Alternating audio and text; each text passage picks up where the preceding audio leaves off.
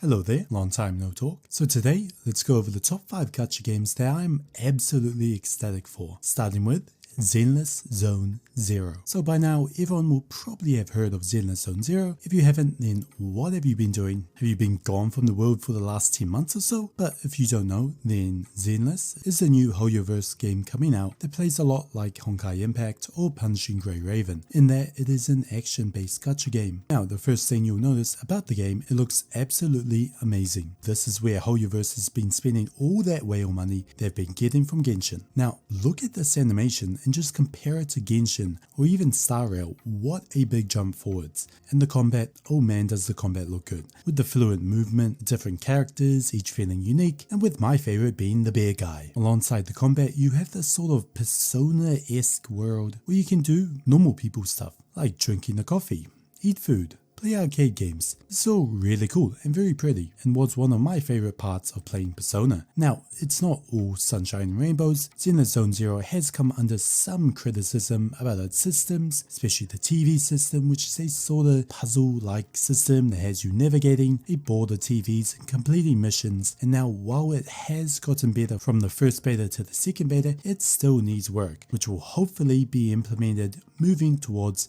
the third beta, which is coming pretty soon, and hopefully I'll make it in. Now next we have Arknights Endfield. Woohoo! Now I'm a big fan of Arknights. It's one of my favorite gacha games, and it's probably the reason I played a lot of Path to Nowhere. Now while I don't play Arknights too much anymore, every so often I come back to try it out. And so when I heard they were taking the Arknights characters and putting them into a 3D world, I knew this was the game for me. So Arknights Endfield is looking pretty good. It's got a unique art style, unique gameplay, especially compared to its competitors. If you put Genshin in the middle here, Wuthering Waves over here in the more action focused gameplay, then Endfield would go over to this side in the more strategic type of gameplay, with the gameplay being a bit more slower as you have to target the enemy with your skills, and the lack of a dodge option is interesting. But what really makes it cool is that during battle you and your team are visible, and that your teammates will fight during the battle with AI controlling them. Now while the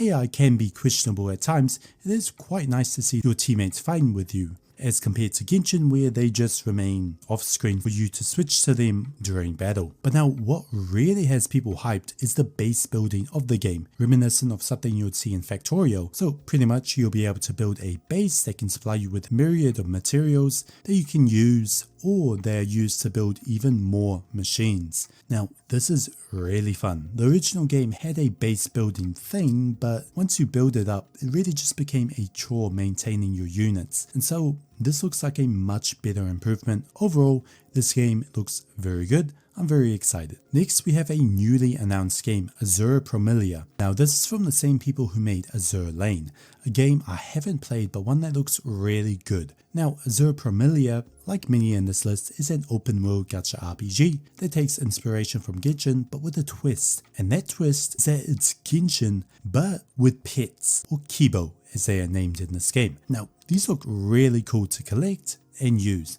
Now the combat also looks really good, a lot of action. You can swap out your teammates like Genshin. Each character seems to have an element that's fixed to them that can cause status effects, but most importantly your pet can use skills during the battle to help you out. Now this looks really good. The world also looks somewhat similar to Genshin's world, with bright green fields, a snowy mountain in the distance, but what really separates it from Genshin and other open world games is mounts. Yes, so the big part of the newly released trailer that really caught a lot of eyes, other than the pet system, was flying mounts. Now mounts are big.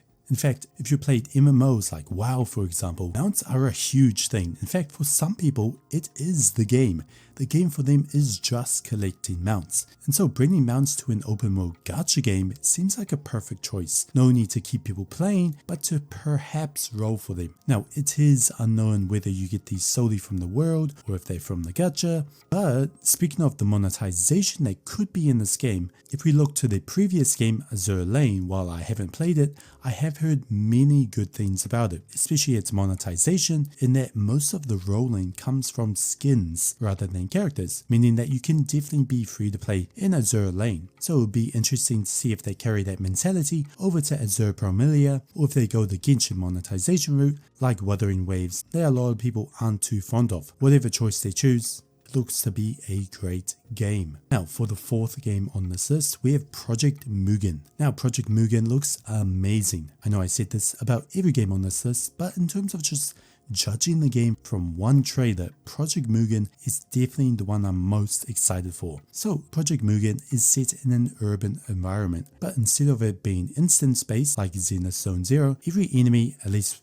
what we've seen, exists in the open world, whether they be on the road or on the rooftops. Now, how would you get to these rooftops? Well, I'm glad you asked, because in this game, well, you're pretty much Spider-Man. Yes, so the movement in this game looks absolutely crazy, with you having the ability to swing between buildings, wall run up them, parkour across objects. It's by far one of the strongest points for this game. And that's not all. The combat is solid, it's action focused, but what really sets it apart is the variety in abilities, with people using guns, people using yo-yos, and even someone using telekinesis to chuck a car onto some enemies. It's pretty insane. Now, I have no idea how this is even possible on a mobile phone, seeing as the world looks so packed with not only humans but enemies, so it'll be interesting to see what they do here. Now, is it all amazing? Well, maybe not, because the developer of this game is NetEase.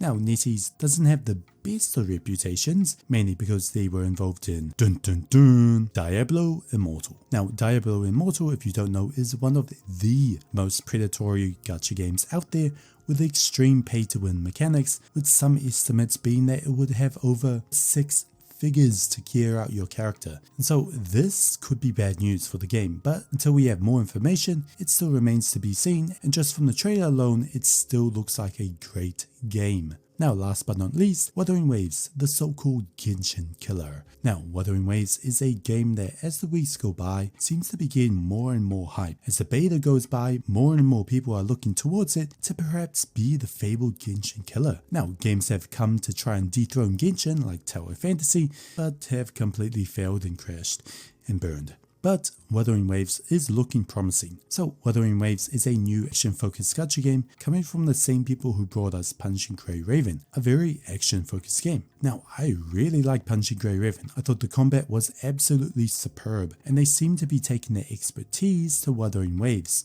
Now, it will be interesting to see how they balance the sort of hardcore skill-based gameplay that Punching Grey Raven is known for, with the more casual approach that these open-world gacha games seem to be going for. If they go too hardcore, they risk alienating that casual audience that may try to come over from Genshin. But other than that, the game looks really good. The combat, the characters, the world is all amazing, and will probably come out this year, which will be very fun and definitely is a game I'll be playing. And so that is my top 5 upcoming gacha games that I'll definitely be playing and definitely be making videos on. And so let me know which ones you're most excited for down in the comment section below, and as always, I'll see you next time.